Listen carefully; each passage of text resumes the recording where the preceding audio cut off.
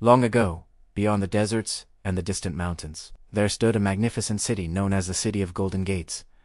Its walls were high, its markets were full of life, and its people lived under the rule of a king who was spoken of with both respect and affection. King Rahman was not feared, but admired. He walked among his people, listened to their concerns, and judged disputes with patience rather than anger. Travelers often said that the true wealth of the city was not its gold or its palaces, but the justice of its ruler. Yet even in the most just kingdom, shadows could exist. When night fell and lanterns flickered along the narrow streets, another figure moved silently through the darkness. His name was Camille, a thief known only in whispers. He stole not out of cruelty, but out of survival, or so he told himself. Camille was clever, fast, and observant. He knew the habits of guards, the timing of patrols, and the weaknesses of locks. But deep in his heart, he carried a question that haunted him every night. Was this all my life would ever be?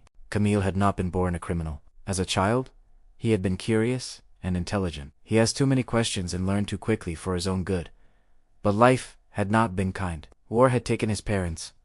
Hunger had chased him from one place to another. And no teacher had ever taken him by the hand to guide his sharp mind. Instead, the streets became his school. While others used strength, Camille used thought. He memorized patterns, studied people, and learned how power truly worked. He believed that if the world was unfair, then cleverness was the only weapon left. One evening, sitting on a rooftop and watching the moon rise above the royal palace, a dangerous idea entered his mind. If I can enter the palace, he whispered, then I will know the limits of this kingdom. It was not gold he desired that night. It was proof. The palace was said to be impossible to enter. Its walls were guarded, its gates reinforced, and its corridors watched by loyal soldiers. Yet Camille saw what others did not. Human habits.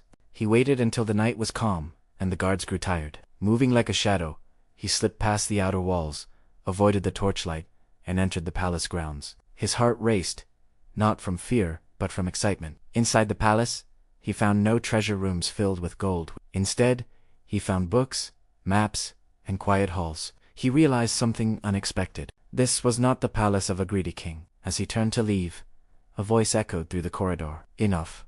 Steel flashed. Guards surrounded him. Camille did not resist. At dawn, Camille stood in the great hall, hands bound, eyes steady. The king sat upon his throne, studying him with calm curiosity rather than anger. Why are you here? The king asked. Camille raised his head. I came to see if your palace was guarded by fear or by discipline. The hall fell silent. And what did you find? The king asked. I found order, Camille replied. And restrained, the king leaned forward. You entered my palace, not for gold, but for knowledge. Why choose the path of theft? Camille took a breath. Because no one ever showed me another path.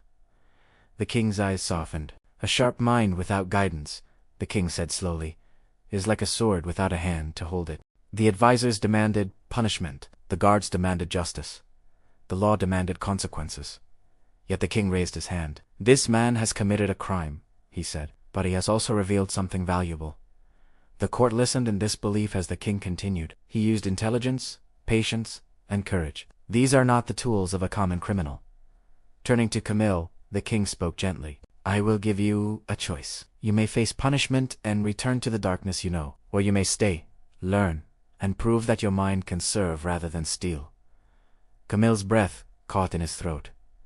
I choose to learn, he said. Camille's new life was harder than his old one. He cleaned halls, carried messages, and studied long into the night. He learned history, law, and the art of leadership. At first, the palace servants did not trust him. Some whispered that a thief could never change. Others waited for him to fail.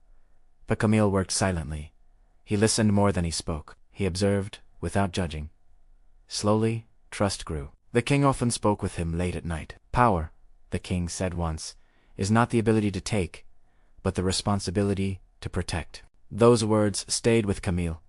1 year later, a crisis struck the kingdom. Bandits threatened the trade routes, and advisors argued among themselves. Camille stepped forward. I know how criminals think, he said. Let me help. The king nodded, using strategy rather than force. Camille predicted the bandits' movements and cut off their escape. The threat ended without unnecessary bloodshed. The court was stunned. The king smiled. In time, Camille was no longer seen as a former thief, but as a trusted voice of reason. His past became his strength, not his shame. The day came when the king announced his decision before the entire city. "I name Camille as my minister," he declared, "for he understands both the darkness and the light." The people were silent at first. Then they cheered. As Minister, Camille worked to create schools, protect the poor, and offer guidance to those who walked close to the edge he once knew. He never forgot where he came from. I often say the mistake does not define a person. Refusal to change does. The city of Golden Gates flourished, not because it punished every wrong, but because it believed in wisdom, justice, and second chances. And the story of the king and the thief became a legend told for generations. A reminder that true leadership sees potential where others see failure, and that a guided mind can change the fate of an entire kingdom. If you enjoyed this story, subscribe for more magical and meaningful tales.